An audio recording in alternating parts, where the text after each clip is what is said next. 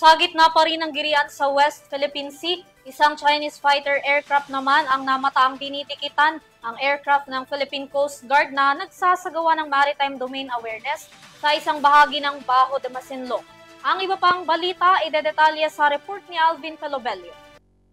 Nilapitan at dinikitan ng People's Republic of China o PRC J-15 fighter aircraft ang Philippine Coast Guard o PCG Caravan aircraft habang nagsasagawa ng maritime domain awareness sa bahagi ng Bajo de Masinloc o Scarborough Shoal sa West Philippine Sea.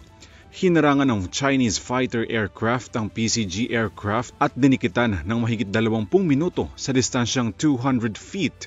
Nakatanggap din daw ng radio challenges ang PCG aircraft mula sa People's Liberation Army Navy Vessel 553 habang binuntutan naman ng isa pang Chinese warship ang dalawang US Navy vessels. Bahagi ng regular na pagpapatrolya ng PCG ang maritime domain awareness upang mamonitor at matiyak ang kaligtasan ng mga Pilipinong mangingisda sa bahagi ng West Philippine Sea.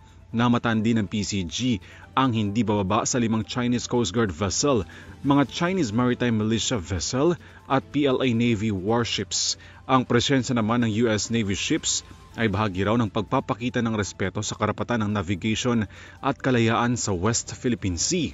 Ayon sa Department of Foreign Affairs, sa ilalim ng UN Convention on the Laws of the Sea o UNCLOS, may karapatan at kalayaang dumaan ng mga dayuhang barko sa archipelagic waters, territorial sea at EEZ o Exclusive Economic Zone ng Pilipinas. Tiniyak ng PCG na mananatili sila sa pagprotekta sa maritime rights at kaligtasan ng mga barko ng Pilipinas sa rehiyon base sa mga international law. Para sa EuroTV News, Alvin Pelobelio sumasaludo sa bawat Pilipino.